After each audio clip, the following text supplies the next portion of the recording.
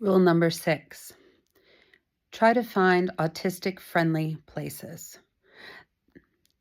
The upside of the prevalence of this diagnosis is that we have a lot of people traveling with autistic kids. And we live in this wonderful electronic age where there's so much information on the internet.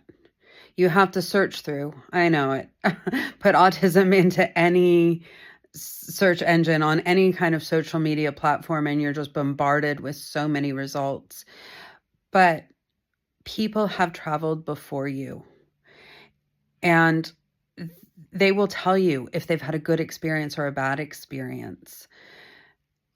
That's partially what my site is for, travelingautistic.com.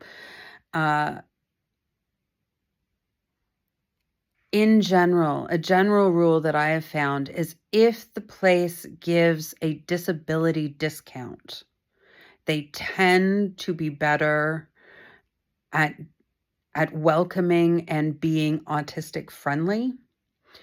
That is not always the case, but as a general rule, that's something I've found. So you might look into if they have special pricing for these things, particularly in Europe, where autism does fit into the disability category.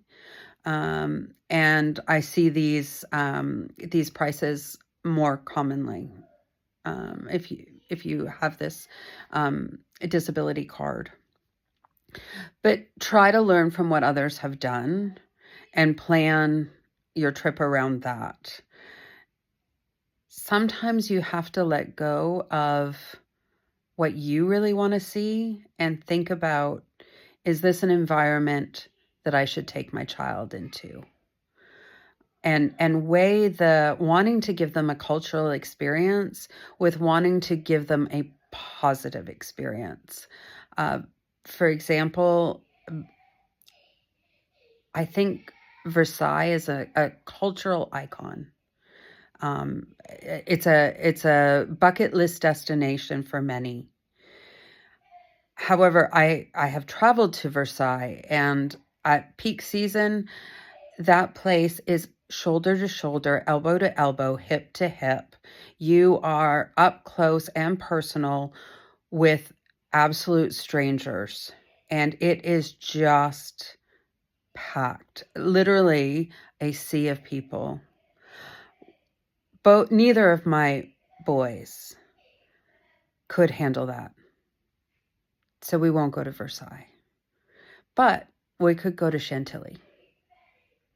The castle there is stunning. It's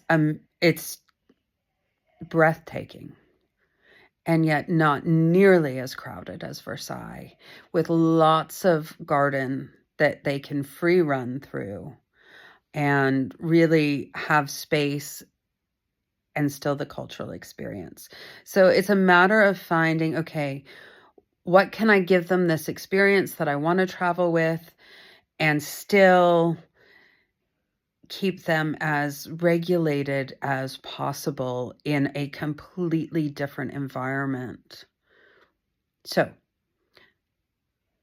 the rule is find autistic friendly items for your itinerary.